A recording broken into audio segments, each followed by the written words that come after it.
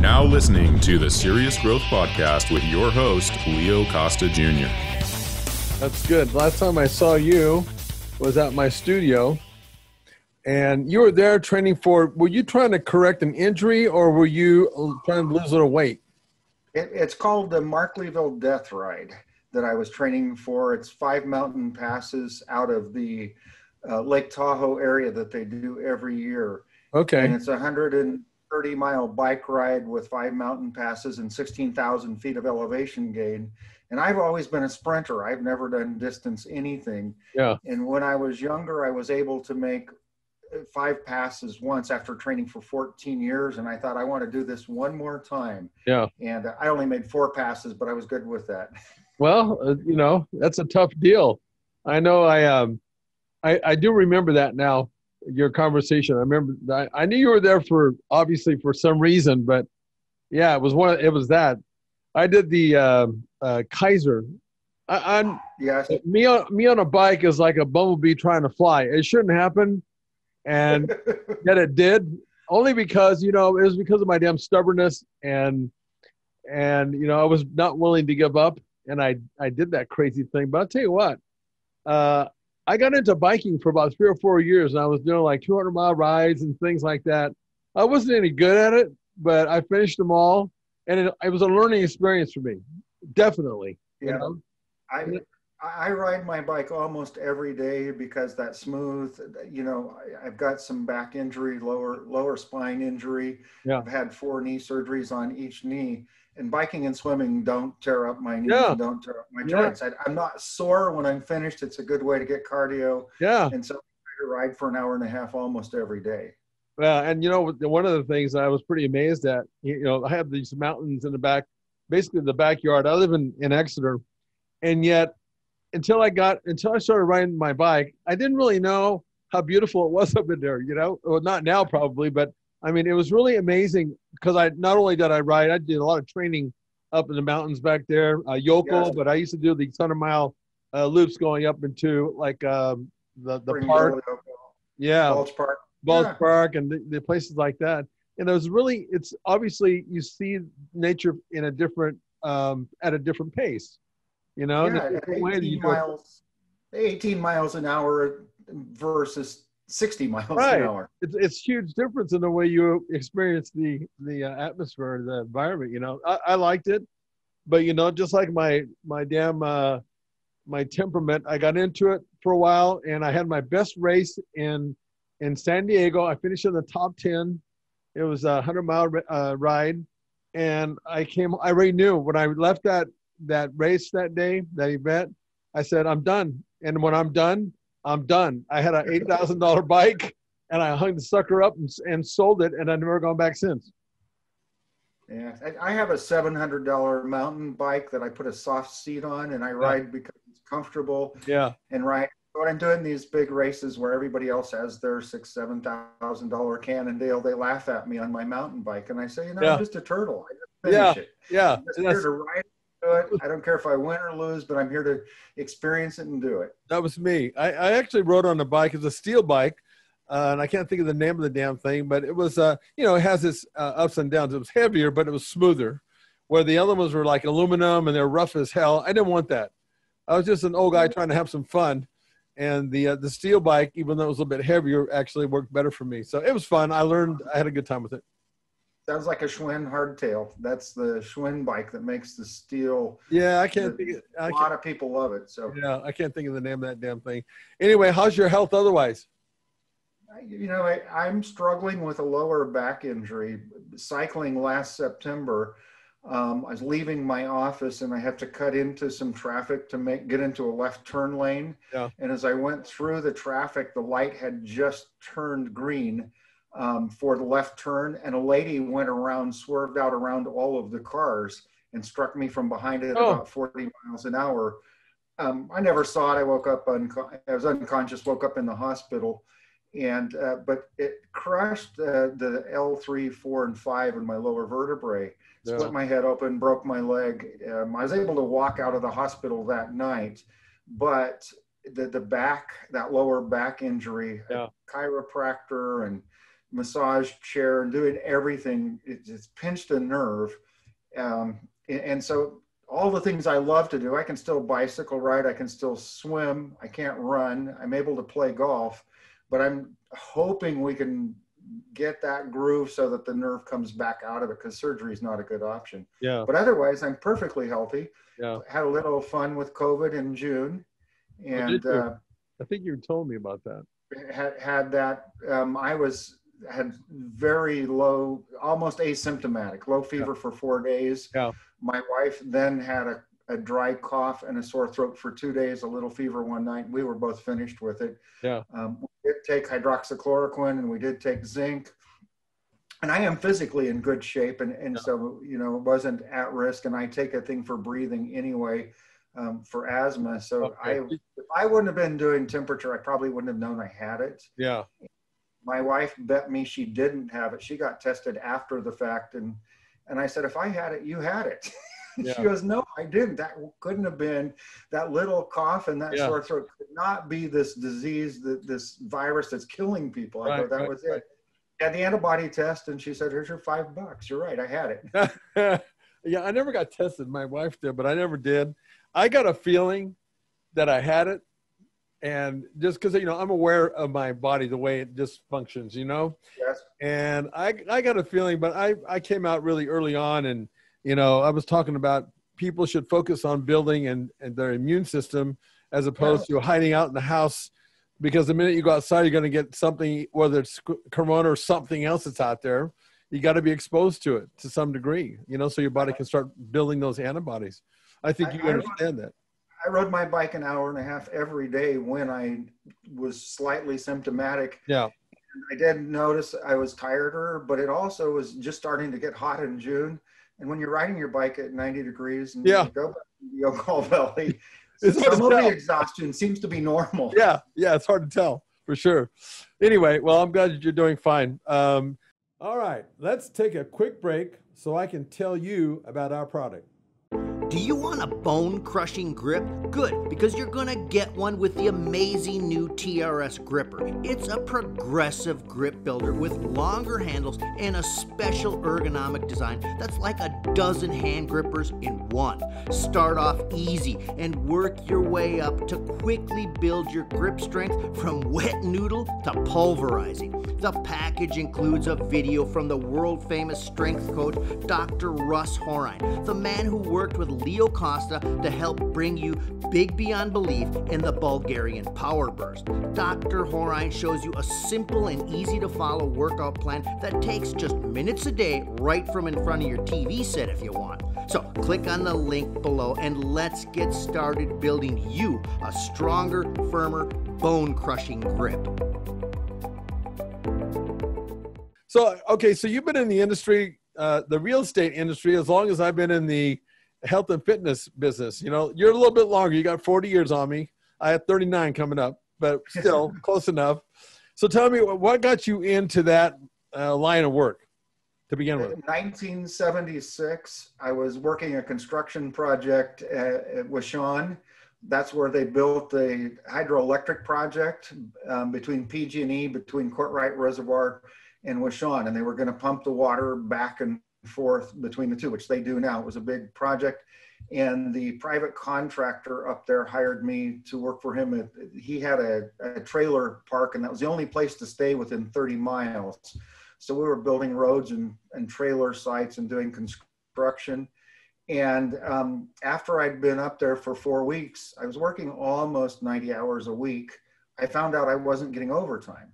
And I understand wages at the time were $1.65 an hour. It wasn't like you get a lot more money, but I was expecting a bigger check. Yeah. And when I confronted the guy that hired me on it, he says, "We're your trailer court maintenance worker and exempt from overtime under California law." And I said, "Then you're exempt from having me as an employee, because I'm not going to live in a tent and work 100 hours a week." I was working in the store for them. I was doing construction work. I was doing their bookkeeping, anything. I was just saving money so I could go to school. Yeah. So I came home, came back to Exeter in the middle of the summer. The guy didn't believe I'd quit. He says, "You won't get a job in the middle of the summer." Yeah. And I walked around town in Exeter asking for a job. I said, "I'll be a janitor. I will do anything. I need work." And there was a real estate broker. His name was Dick Beshwaite. And I walked into his office and he goes, well, I want to show you a house. And I said, okay. So he takes me to this house, a small house on an alley, about 900 square feet. It is trashed, broken windows, lawn is 4 feet tall, filthy, garbage inside, and so on. And I think, great, he's going to hire me to clean the house up. I'm game for that. I'll do any kind of labor job. And he said, I want you to buy this house. And I said, I'm sorry, Mr. Beshwaite, I'm looking for a job. I don't have any money. I don't have any. You have money to buy a house, don't you? I don't have any money to buy a house. And he goes, well, here's the thing. He goes, they want $6,000 for it. I'll loan you this. I'll pay all of the materials cost. You put in the labor and we'll resell it and you can make a profit. So I went home and I talked to my mom and dad, and I could work at the golf course. They'd hired somebody to take my position there doing the night watering. Or I could do this job. And I said, what do you think? And they said, well, what do you have to lose? You didn't do great at your other job. Go do this. Yeah. So I bought this house with a loan at 10% interest, $2,800 worth of material, and 30 days worth of working 7 days a week, 10 hours a day to clean it up. And we sold it for $12,000. And I made almost $3,000 exclusive of commissions. I made almost $3,000. Yeah. My dad was an administrator at the Exeter Hospital, making $1,500 a month. And I made in that 30 days almost $3,000, and I was hooked. I mean, you would call that flipping today. Yeah. We had no idea what flipping houses was. And I said, I love this. This is great. Yeah. And so I continued to buy and sell real estate while I went to school, swam and played water polo. And I was just absolutely hooked on it. When I got through with school, that's what I did. Interesting. The message I like about what you just said more than anything else, because I think that a lot of people should pay attention to your message, is that you were willing to do anything to get a job and to work. And that's what's missing in our society. I'm sorry. If you're really motivated enough and you've got the will, you can find something. It might not be what you want, but you'll find something. Yeah, absolutely. No. I'll tell a story about my son. He worked for me in construction because I got my contractor's license in the late 70s, had my real estate license, my broker's license, but my son was working for me and he was a pretty good worker, but something happens to a teenager at a certain point in their life. They get to know more than dad. Right. And we were doing a job that was a re-roof, and you got to get up at 5 in the morning in the summertime. You can't be on the roof putting comp shingles on when it's 100 degrees, and teenagers don't like to get up early. Yeah. And so my son complained all day to the workers that you don't work early in the morning. This is stupid. You can do this job anytime. We don't have to be here at 5. Dad doesn't know what he's doing. Yeah. And so my supervisor came back and told me, it's kind of disheartening when your son is telling us you're an idiot all day long. Yeah, no kidding. I could see that. So when my son came home for dinner that night, I had an envelope for him. And he says, what's that? And I said, that's for you. And he opened it and it's a check in there. And he goes, what is this? And I said, it's seed capital. And he said, what? And I go, it's seed capital so you can start your own business. I said, I understand you know more than me. That's your final paycheck. You don't work for me anymore. And he said, what are you talking about, Dad? And I said, I heard that all day long. You told what a stupid guy I am. And you know all about construction. I said, so now you got some money, start your own business. Yeah. He stomped out of the house. I mean, just gone. Yeah. And he came back at 10 o'clock that night. And because that's his bedtime. And he says, Dad, I apologize. I won't do this again. I'm sorry. I said, I know you won't because you don't work for me anymore. Go get a job. You don't work for me. Yeah. And he started crying. He says, come on, Dad. And I said, no. So the next morning at 5 o'clock, I'm on the job telling these guys, I fired my son. Anybody else is that disrespectful, you'll be fired too. He's not working here anymore. But I will tell you, I cried almost all night, off and on. Sure. Did I do the right thing? Tough love. Too rough on my son. Yeah. My son will tell you today, he got a job that very next day. He worked all through school, didn't work for his dad, did it on his own to put himself through college. And he's so proud of himself. Yeah. And it would have been a different level of pride if he would have worked for me. Absolutely. You did him a big favor. He just didn't know it. And yet at the same time, I could see it ripping you apart because, I have kids too. And I can understand that wholly, And it's tough on both sides, but, he's like his dad. He made it. He decided to go out. That's good. You taught him a good lesson in life. What's wrong with that? Yeah, that's the way it's supposed to be. Yeah. Anyway, so it sounds to me now, I was looking over your bio. You've been, are you sort of an activist for people's rights in the housing industry? Private property rights is what I do a lot of battling for. So one of my goals in real estate was to become an expert on real estate and to learn everything I could about it. So I took as many law classes on real estate as possible, real estate law, took correspondence courses, took training courses, did a radio show on KMJ for 30 years where you could get any question about California real estate law. And after about 20 years, I started having irrigation districts call me, having the tax collectors for the various counties in the valley calling me saying, what should we project for next year for housing prices? What should we project for our budgets? And I realized after I'd been doing it for over 20 years, I guess I'm finally an expert at this. Yeah. You know, that was my goal, but I didn't know when you ever know when you're an expert. True. But I will tell you, just like anything else, what makes you an expert is not just knowledge. It's knowledge plus experience. Yes. And most of the experience that makes you an expert is when you do it wrong. That is when you really learn. Learn a different way. I will have people come to me with want to do something, and I say, let me tell you what happened when I did that. Yeah.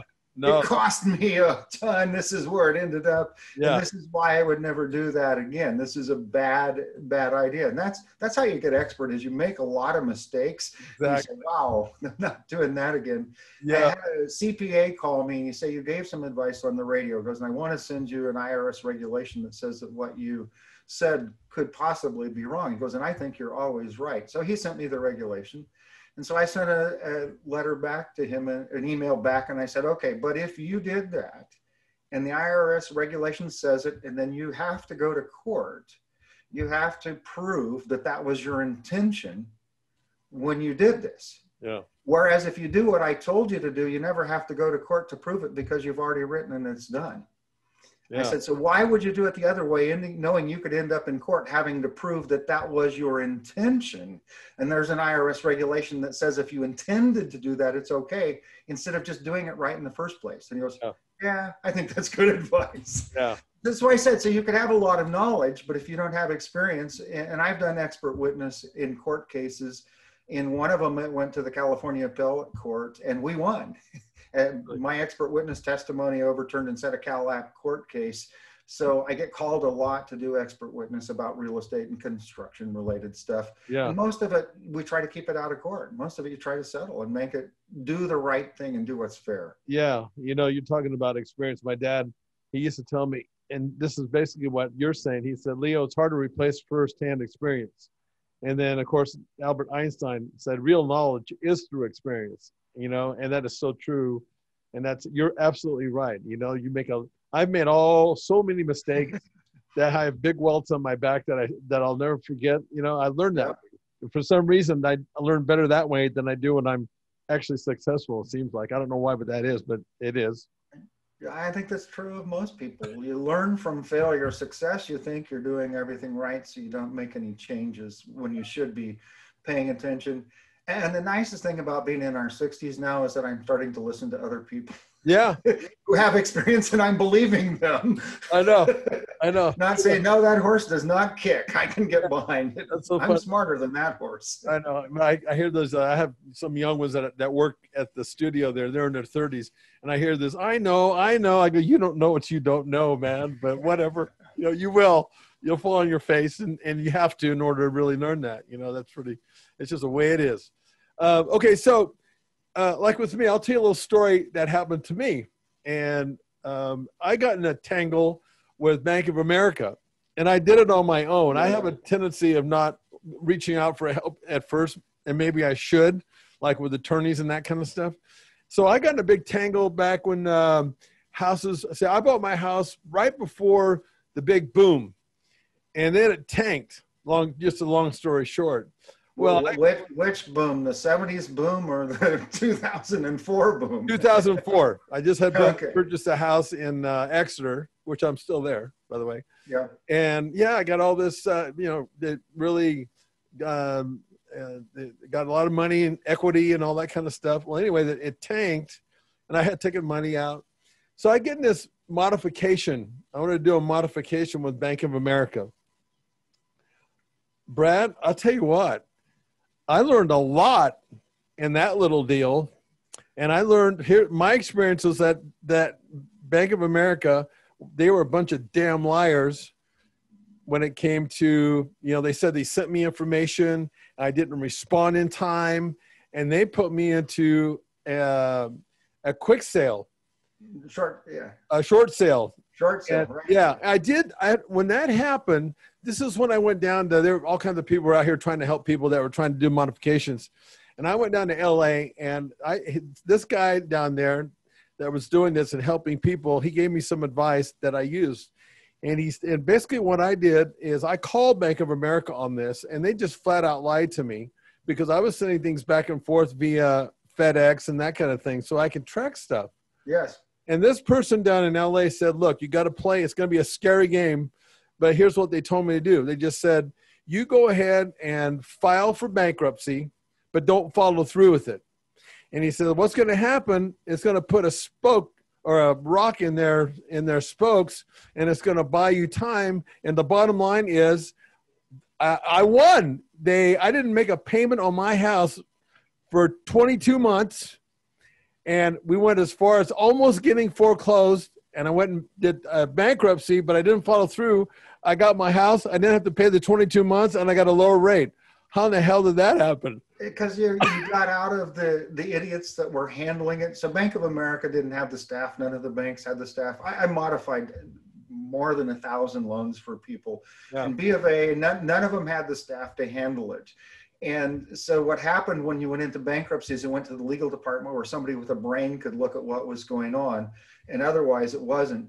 I was talking on the phone to Bank of America on a Sunday, and I had applied for a modification for some people, and that's when they could call me back to go over the application that had been put in. This is when B of A called me back. Yeah. And I was going over the checklist on the package, and the guy didn't understand what one of the documents was. And so I explained to him what it was. It's a loss ratio where you say, if we sold the property, what will we get versus changing the interest rate. And you had to run a calculation to show them it was beneficial to change the interest rate. And the guy said, that's amazing. I don't even know what that is. And I said, well, how long have you been working for Bank of America? And he says, about a week. And I said, what did you do before then? And he goes, well, I was kind of homeless. And I go, what do you mean you were kind of homeless? And he goes, well, I was homeless, and I was told EDD that I could probably get a job with Bank of America. And I said, do you have any banking or real estate experience? No. What did you do before? I was a laborer. This was the guy handling your loan modification, rejecting your loan. And then in February of 2009, I got to talk to the new head of loan modification for Bank of America at an event. He was a speaker, and because we had modified over 1,000 loans in a one-time sit down, bring everybody in, do it, mass event, I asked him, what the heck is the deal with Bank of America? And he goes, everything you believed is true. He says, I walked into a building that was supposed to have 300 employees, and there were only 100. 200 had quit, and nobody knew. He goes, in their offices were boxes of files just sitting there of people's loans that were never processed. And he says, Brad, he says, we'll get this right, but it's going to take me a year. He goes, I'm sorry, I can't work miracles. Yeah. Well, that time was a mess, Leo. It was a huge mess. And somehow I came out on top of that deal. And like I said, I took up one trip to LA. I had one meeting with these people because they thought they could help me. And they were nice enough. They said, try this. And I didn't even pay them. I mean, I think I paid them just for that day. Yeah. But amazingly, it worked. And I actually came out on top of that deal. It doesn't happen very often with me. I have a family in Exeter that tried to do a short sale. The bank said, we can't do the short sale because there's something wrong with the note. It wasn't properly transferred. So they couldn't give clear title in the short sale. Yeah. So this is 8 years ago, 9 years ago. The people are living in the house today, have not made a payment. Unreal. And they started to get a notice a year and a half ago again that they're starting the foreclosure process again. Yeah. And we sent a letter to them saying, prove that you've cleared title because we would like to participate in a short sale whenever you can give us clear title. Yeah. Haven't heard from them since. Oh, so they have not made a payment in over 11 years. They had moved out of the house and rented it for 5 years and finally said, we're going to move back into our house. Amazing. And they're still there. This is how screwed up the system got, and it's still screwed up. Wow. So now with today's market, what do you think? Are we getting set up for another crash? Because I know my house out there is really starting to gain, the property value is almost double as to when I bought it now. And what we have right now is no inventory. We have a record low amount of inventory. We should have 700 or 800 houses for sale in our MLS. In Visalia, and we have 135 houses for sale. And so even though there are less buyers, and even though it's harder under these COVID conditions to show property and sell it, you've got to sign forms and pass them back and forth, and the buyers aren't allowed to come in except 2 at a time, and a bunch of rules. Yeah. Because of the shortage of inventory, the house prices are exploding. If they're priced right and they're in a reasonable neighborhood, they're multiple offers and sold the week they're on the market. Yeah. And so that's driving the prices up. My prediction, though, is by December, you're going to see unemployment rates in the Valley at 20% plus. And by next August, those may be 30%. We know that about 60% of the businesses that have shut down are not going to reopen. Those hit the lower end people the hardest. Those are the workers that work at restaurants. Those are the housekeepers that work in the hotels. Those are the laborers. Those people are not going to get reemployed. So they're looking at moving out of state. They're moving. The middle class is also moving. Our Caltrans workers, union workers that are able to retire, they're leaving the state. Yeah. That's giving us some inventory to sell. The last 5 houses I've listed were people leaving the state. Had always said they were going to at some point, and this is the point. But I'd say next August, you're going to say, wow, I wish I had last August, because you're going to see the true effects of the economy, the unemployment in California. The rest of the U.S. may recover, the Midwest will recover, but because of this draconian continual lockdown for the COVID, it's destroying the businesses. Yeah. I mean, and that what's really flushed us with cash was that $1,200 per person, and that $600 a week extra everybody got in unemployment. So you took the busboy that was making $12 an hour, made $480 a week, maybe $500 with his tips, and you gave him $800 a week for 2.5 months. That really put the flush economy out there. They were going to Lowe's, they were going to Home Depot, they were fixing, buying big screen TVs, and that money's gone. Yeah. So my economic forecast for California, between the battle of the fires, that's destroyed the houses, insurance rates will go up, lumber prices have almost doubled. OSB that we do for roofing has tripled in cost since the beginning of the year, $10 a sheet. Well, it's $26 a sheet now. Yeah. All of those things. I just talked to a contractor, his last building for San Joaquin Valley Homes, his lumber cost is up $18,000 a house since March. So new construction usually sets the value of houses. That's what your house could come to. But if the market freezes because there's not enough employed people, and as that hits, I think we won't see those effects until next year. You know, again, I think December this year is going to be really, really tough. And, you know, you ask, why did all the food banks have so many people this year with that $600 a week and the $1,200? 30% of the people in the Valley that are getting government assistance are not here legally. And 30%? If they're not here, 30%, and if they're not here legally, they can't apply for that unemployment. They can't, so they're starving. Yeah. They're the ones that are working the restaurants. They were afraid to apply for unemployment. They were afraid to get their name on any piece of paper, right. And they were starving because I couldn't figure that out at first. I said, there's all this money flowing. I'm seeing these guys, you know, they got a $5,000 check after, you know, 5 weeks off work, and they're flush with cash. How are all these people so hungry? And that's the truth of it, is we have a huge illegal population in the valley. This is where they come. It's the cheapest place to live. The housing is the cheapest. So if you're on welfare and you're on lower, government assistance, $1,100 in San Francisco is nothing. $1,100 in Los Angeles is nothing. $1,100 in the valley, plus get your Section 8 voucher, plus get some things, and you can live here. And so it drives them here.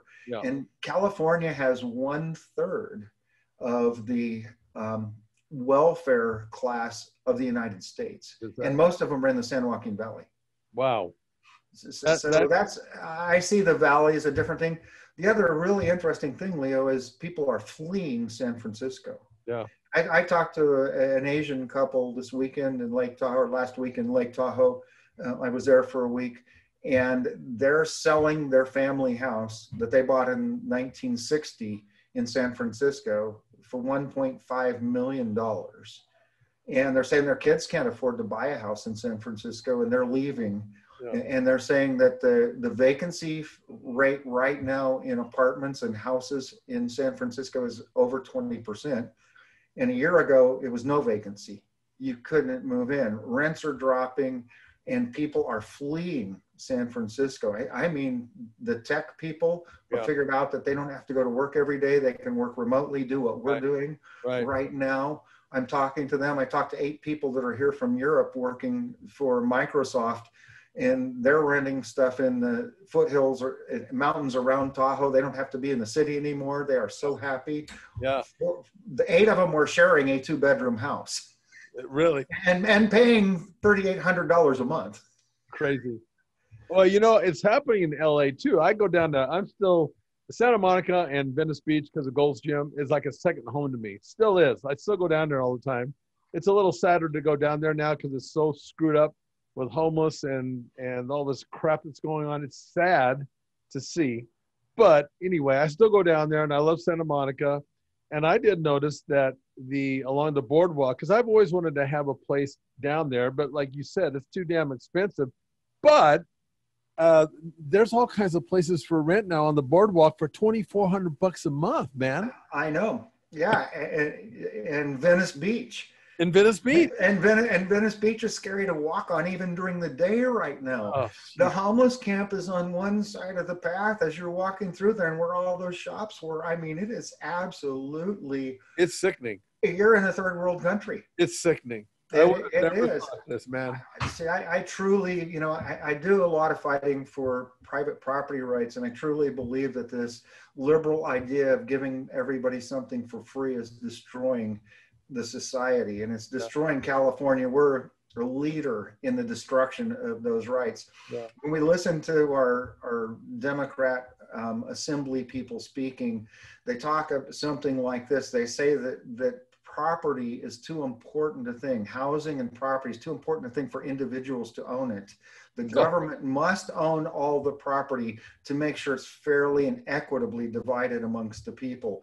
And it's this is their battle, is to take over all of the real estate and own it by the government, because you know what a great job they do.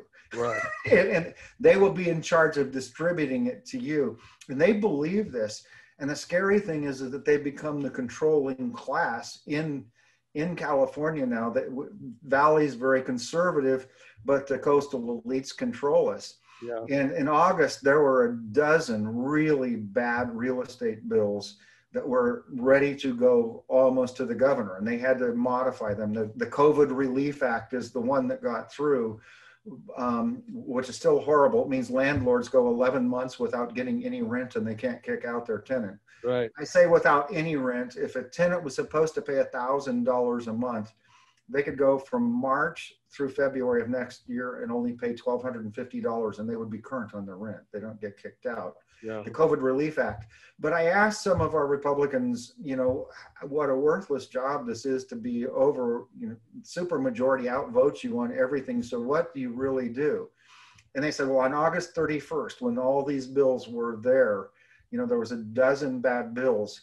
They essentially filibustered, so that most of these bills never got voted on. The COVID Relief Act passed at 3 minutes till midnight. And there were 4 companion bills, but they had to be passed before midnight, and they were able to stall them. And so the only thing they could do was stall. That all they could do was be the roadblock. And then those bills all go back into the queue and will be reintroduced in January of next year. Yeah. And I'm telling you, there were some scary bills relating to ownership of property, relating to these things. The governor has done some of this stuff by executive order anyway. That's overreach too, isn't it? Isn't he overreaching? Yeah. I don't see how it can be legal, but the legal process to fight it will take 3 years. Yeah. And by then, how much damage is done? Yeah. We all say the same things. I can go into Home Depot, I can go into the grocery store, but I couldn't get a haircut. I can't get my nails done. I can't, you can't eat inside a restaurant, but you can eat outside at the restaurant. Yeah. And we crack up because when we were in Nevada, in Lake Tahoe, you walk across the state line and you have to eat outside, and you walk into the Nevada side and you can eat inside. How stupid is that? Children can't go to school, but if you're 15 and under, you're 30 times more likely to die if you get the flu than if you get COVID. If you're 18 years and younger, you are 12 times more likely to die if you get the flu than to get COVID. In the United States, 18 and under, the total COVID deaths are 23 people. Yeah. And our schools are closed and you can't go to school. My grocery store clerk can be there every day and has been there from the beginning, first without masks and now with masks. But a teacher can't teach in a classroom with 30 students because she'll get sick and die. Yeah. But that grocery store clerk could wait on hundreds of people every day and they did fine. This is the most bizarre thing I've ever seen in my life. We have never, ever taken healthy people and said, we're going to quarantine all the healthy people. Yeah. Could you imagine if instead of that $1,200 a person, they said every person that gets a flu-like symptom, here's $1,200 plus $600 a week. We'll quarantine you. We'll make sure, see who you're in contact with. It would have cost a third of that $2 trillion they spent, and our economy would still be spinning, and you'd still be in. But no, why use a BB gun when you can hit stuff with a hammer? Yeah, no kidding, man. But Brad, you would think, I know this is a blue state. Orange County is a conservative area. Of course, we are. Is that about it in this whole state as far as? Well, the far north is fairly conservative fiscally. So you hit they're big on their marijuana growing, which is their private property, and libertarian, but they're very conservative, the small counties. Yeah. But look at Amador, it's got 23,000 people and so on. And those are real conservative rural communities, but they have no voting power. And then Orange County is switching because the conservatives are leaving. They're moving out of the area. So it's moved. It used to be strong red, and now it's a toss-up. And then in the last election in 2018 with the new voting rules, the Republicans got cheated all over the state. And this was again, a very strange thing. So Alex Padilla, our Secretary of State, they agreed that you could do ballot harvesting, meaning I can go collect anybody else's ballot for them and turn it in. So the original rule was if you harvested a ballot, you had to turn it in by election day. Alex Padilla said, well, since we still accept the mail-in ballots for 3 days after the election, as long as they're postmarked, you could bring in a harvested ballot for 3 days after the election, as long as you certified that you collected it before the election or on election day. Yep. Well, this wasn't bad enough. They released to the Democrats, all the Democrats that had voted, and allowed them to go harvest ballots from the Democrats who had not yet voted in the election. By the time it got into the court on Friday, so election is Tuesday, on Friday, the judge said, you can't do that. Yeah. You can't release who's already voted. It was too late then to stop them because they had, and Padilla said, you know what? Every vote should count. So if they come in by Monday, and they were harvested ballots, and you say you collected it a week ago Tuesday, it's good. And 7 Republican seats flipped to Democrat between the election and the Monday after because they found enough votes in all of those to overturn the election. And this is why the scare of the fraud of the mail-in ballot or the ballot could come in at any time. Yeah. And this is the fear of the fraud in harvested ballots. My friends that work in the casinos in Las Vegas have told me for years that the union tells them, sign your ballot and give it to us. We fill it in and we turn it in. You don't sign your ballot and give it to us, you don't have a job. It's insanity. Yeah, and this is America, the free country. Third world countries have more secure elections than we do, and they figure out how to do it in person, and they figure out how to vote, and we don't, and we know it's because they want to cheat, and you know, it's scary. It's very scary. So how does this, in your opinion, how does this, I mean, because it's going to have an impact on a lot of people. I mean, in real estate, I mean, if this thing goes the wrong way. So what is the solution and the fix to this? I mean, is it like, I know that Barr just recently said he wasn't going to fund a few cities that were being irresponsible. Is that correct? Attorney Barr?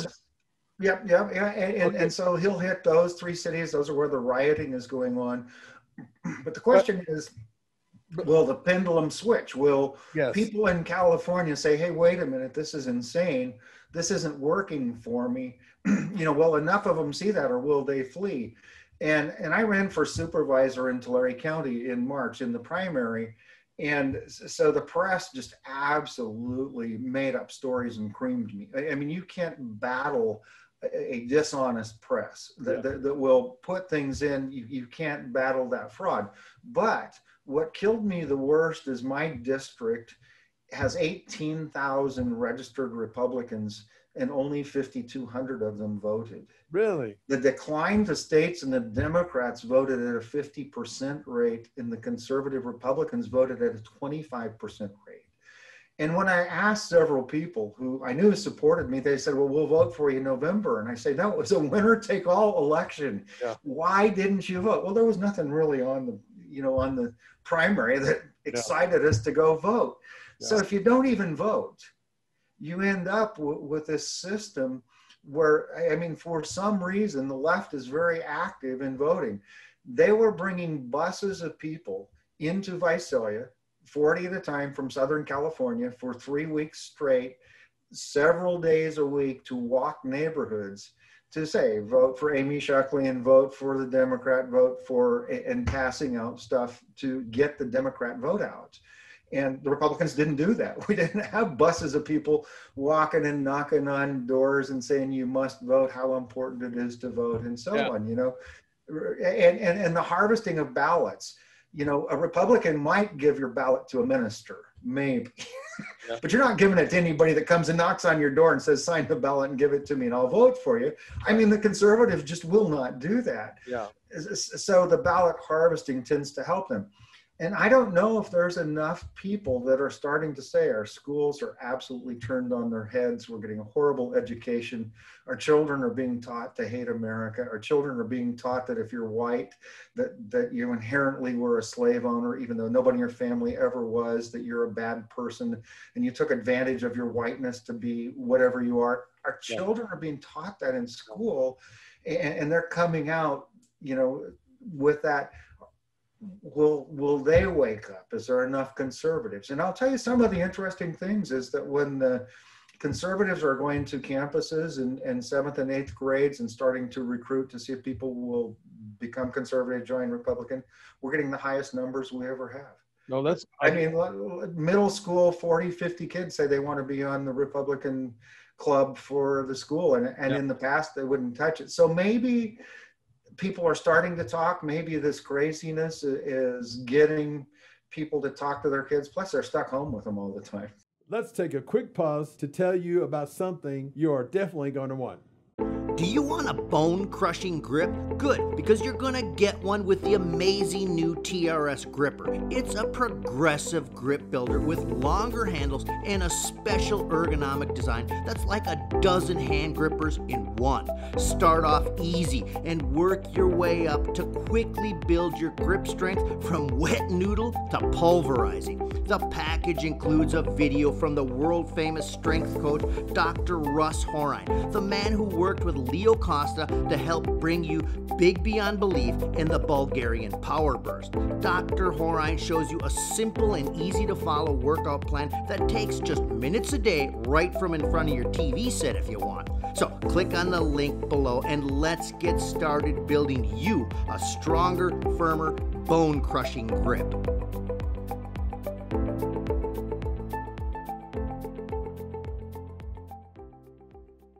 Yeah, I don't know, man. It's like, I just wonder, how does this switch? How does it turn? I mean, I know that there's been talking again. I'm not that political until this year. I mean, just seems like now I'm watching the damn TV all the time, and then you don't know, if you're really what you're seeing or hearing is actually true. I read there's a show, Brad, maybe you know about it. It's on Netflix. It's called The Social Dilemma. Have you heard of this one? Oh, absolutely.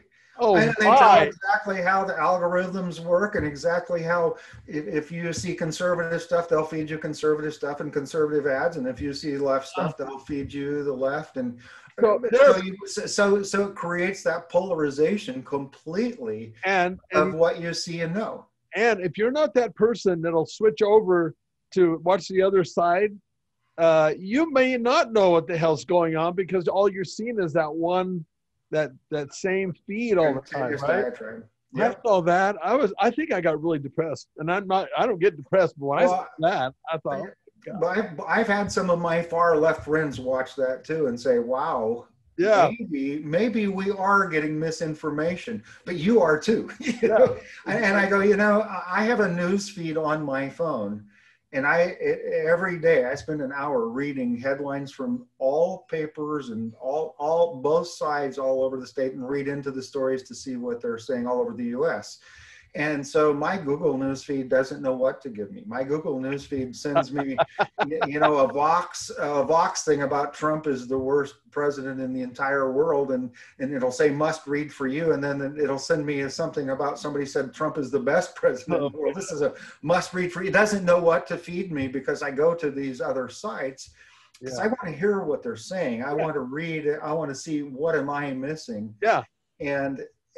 But when I was young, the newspaper wasn't so political. Now I'm reading a news story that at the last 3 paragraphs of the news story, there's no news in it. It's the writer's opinion about how this is caused by conservative right-wing nuts that this happened, right?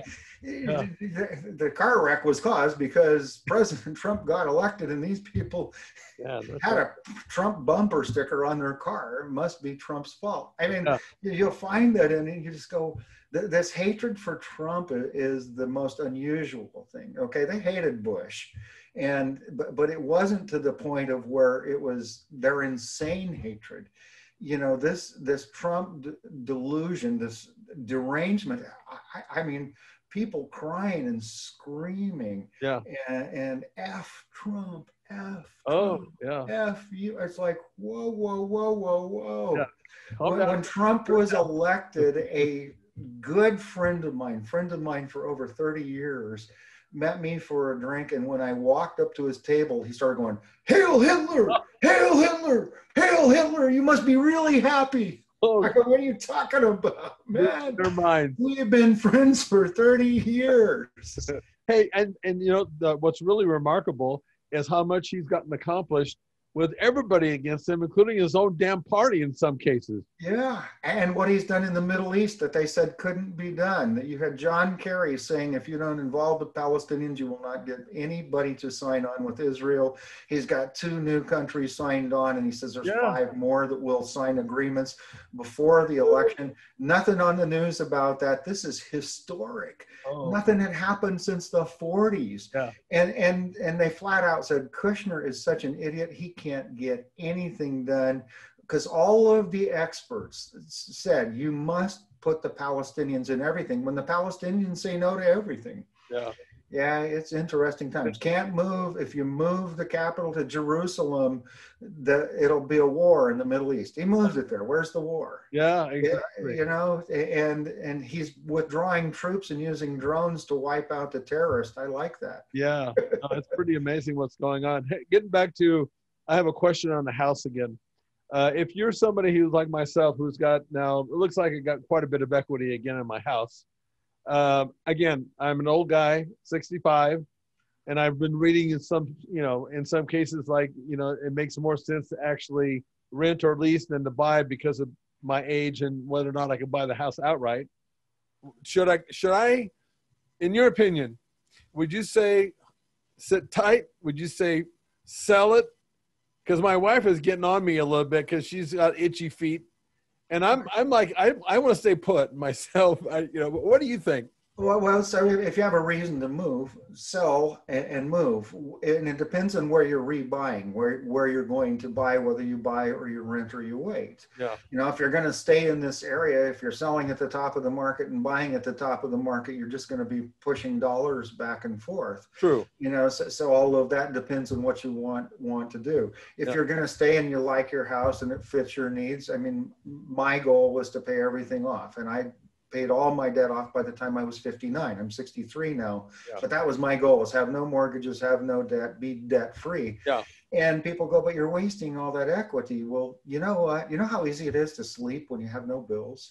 You know how nice it is to know that whatever you earn, you can spend it on pretty much whatever you want because you don't have any debt. Yeah. Well, I mean, it was a hard 20 years to take those mortgages down and to pay off the rentals and to get stuff paid for. Yeah. And it feels really nice to be in that position. Yeah. But I've got people that are trading down, but they're trading down out of state. So families sold their house for $390,000 here. Their house is 2,000 square feet, nice home, with a swimming pool. And they bought 19 acres in the Midwest with a 3,000 square foot house with 2 rentals on it for $230,000, right?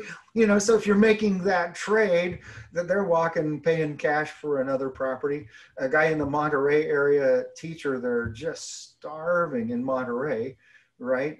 Yeah. Sold his house for $800,000 in Monterey, his 1,100 square foot house that's single wall construction. Matchbox. And sold it for $800,000 and bought in Tennessee for $350,000. And he gets paid the same teaching in Tennessee as he did in Monterey, but he was able, with the equity in his house, to pay $300,000 down on his $330,000 house. So for him, it was an absolute great trade. He's got a couple of kids. He's got friends in the area and knew where he was going. Yeah. But I grew up here. I know 10,000 people in this community. My business is here. I've done it for 40 years. I don't advertise. All my stuff is referral. Yeah. If I leave here, yeah, I leave family, grandkids. I mean, I hate the politics of California. I hate what they're doing to this beautiful state. I hate the forest management, that they're burning up our forests. I hate that they're killing our farmers and won't give them water. They flush it into the ocean. But I have family and friends here. Yeah. Do I go somewhere and spend the last 20 years of my life making a new life with people I don't know? Exactly. I agree with you on that deal. We just had some, one of my next door neighbor, 2 doors down, they just moved to Tennessee, and they totally got like what you're talking about, this place on these acres. But I'm thinking, like you, I'm a California guy, good and bad. I have this hope, and there's a little bit of optimism, thinking that this shit can't go on like this forever. Something's got to change the other way, but I don't know. It's hard to beat the weather here. You know that. There's too many people, but it's hard to beat the weather. I'm looking at, well, we should move to Texas or Florida. I said, did you see what's going on in Florida right now with the water, and Texas with the water and the hurricanes? I don't want to go there.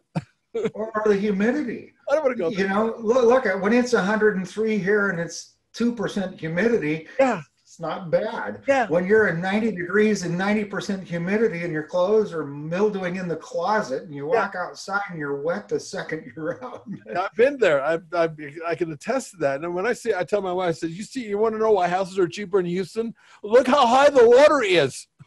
Same with Louisiana. And do you know what your insurance is because of the hurricanes? Oh, God. So here you get a great homeowner's policy on a house for $1,000, $1,200 a year. Yeah. There, that same policy is $4,000 to $6,000. Really? Well, that makes sense.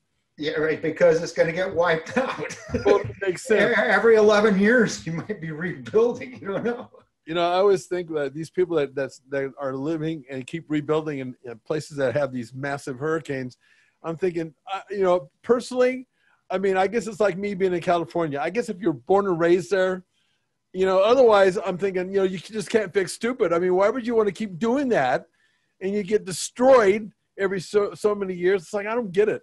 Well, we read the case studies of the FEMA houses, and it starts out in North Carolina. It's almost a shack on the beach, gets wiped out and it's built and it's a house, gets wiped out and it's built again and it's a bigger house. Yeah. And finally, after the fourth wipeout, it's $1 million house. Yeah. Anchored with these massive piers set in 15 feet in the air with windows everywhere that are hurricane proven.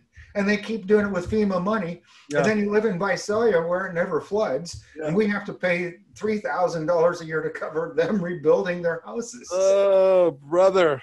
I'm starting to get all stressed out here, Brad. Anyway, listen, where do we go from here with you? What's your, like with me, after being in the industry for all these years, I ask myself every once in a while, how do you stay relative? Because I'm passionate about what I do, and I can tell you are. There's no doubt about it. And I'm thinking, how can I be relative to some degree? And it's being right here behind this mic now is my relevancy. I can talk about what I know because I think, like you said, you made a good point. How do you know when you become a master? And I think I have become one. I know stuff to the nth degree, just like you do. And so I'm sharing my information. This is my buzz now, and I'm really passionate. And unfortunately, I can do this from anywhere. But what's next for you, Brad? Same thing, the passion. I'm going to get back on radio. I have not been able to get back on and changing stations. And because of COVID, can't get in to do it. And the stations I'm going with will pick up. KMJ had a massive broadcast in the Valley. It's the Central Coast. Listeners in Sacramento, Lone Pine. It's just amazing where the people could hear it from. The stations that I'm going to work with, it's all over the state. It's California statewide. So I'll keep doing that real estate show where we talk about. The show's called Real Talk, and I call it the right side of real estate because we talk about real estate from a conservative perspective. Yeah. When I do the show, I don't sell anything. I say, what did you read in the news this week, and what does it mean to your real estate? What did Ruth Bader Ginsburg dying have to do with your real estate? Well, if you're in the big city and they're burning the stores because she died, it's going to affect the value of your real estate in those cities. And try to put it in perspective. What does that mean? I speak at groups all over the state right now anyway. I probably do 3 or 4 speaking engagements, maybe 5 a month, and go talk to groups and talk about how we need to be active, how we've never paid attention to school boards before. We've never paid attention to small elections before. And yet we've started to elect these people in this bureaucracy that is not conservative. And I say they're not right-minded. I don't want drag queens reading stories at the library to my grandchildren. Yeah. I don't want my grandchildren being told that they're not boys and girls. They could be anything that they want to be because they can't be a bird and they can't be a dog.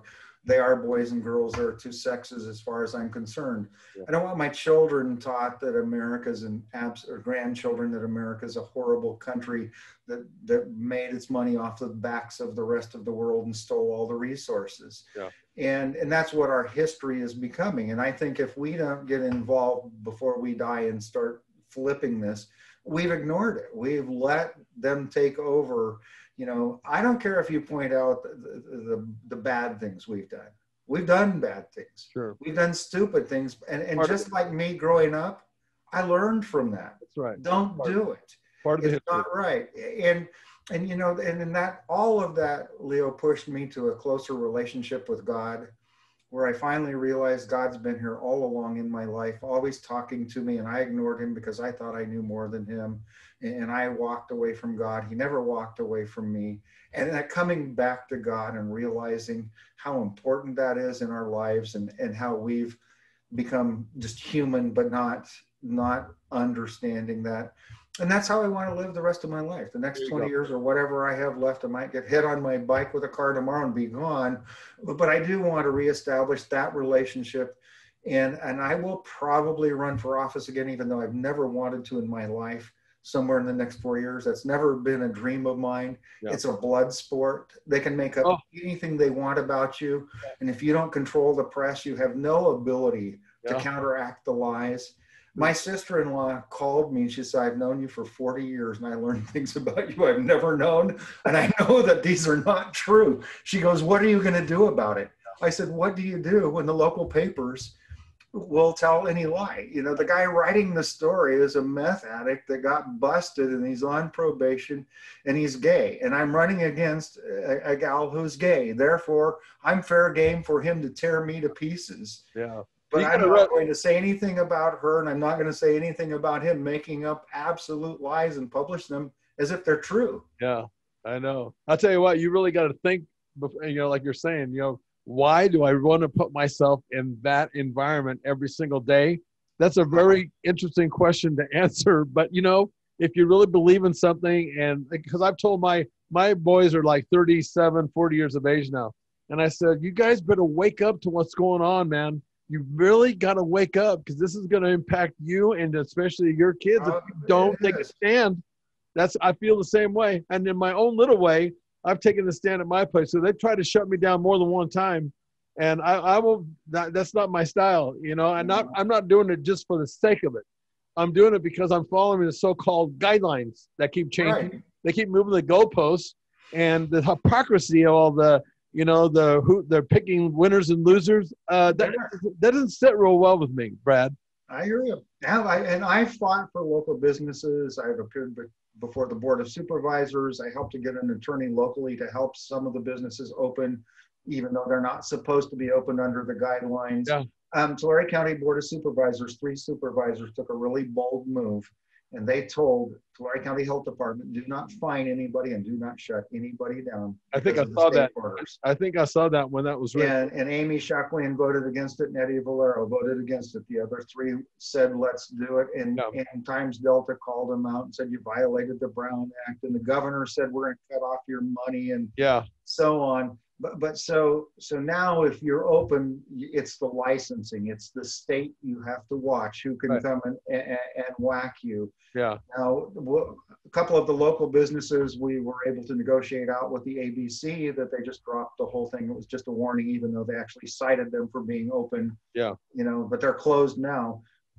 But look at these businesses. You know, I talked to one of the restaurants and he says, so I lost $90,000. I was finally able to break even in August. Yeah. And he says, if I have to go like this into the winter when it's raining and it's cold and it's foggy, done. He says, and you've got a $2 million investment. I had 50 employees. Now I have 12. Yeah. You know, I'm sorry, this is not good and it cannot be good. It's going to take us some time to crawl out of this. Yeah. I just hope that ordinary people see that this is a government caused thing based on how you vote. It's not the virus that's killing people. The virus is more deadly than the flu. I agree, but we should protect the vulnerable, and the rest of us should be living. Hear, hear. I heard that. Hey, listen, I really appreciate you coming on. You've been a great guest. I knew you would be. And I really do appreciate you coming on because I learned some stuff, and I'm sure that the people that tune in will learn some stuff too. So Brad, stay on it, man. I'm there with you on some level, and I think we're kind of on the same path, maybe in different towns, but on the same path. And I really appreciate you coming on today. No problem. And I appreciate what you're doing. And when I need training help, I know where to go. You're the expert. Okay, Brad. You take care now. Okay. Okay. Thanks, Lou. See ya. Bye. Thanks for listening to the Serious Growth Podcast. For more episodes like the one you just listened to, subscribe to us on your mobile podcast app and leave us a review. If you'd like to reach out, you can find us online at seriousgrowth.com. Until next time, train smart and train hard.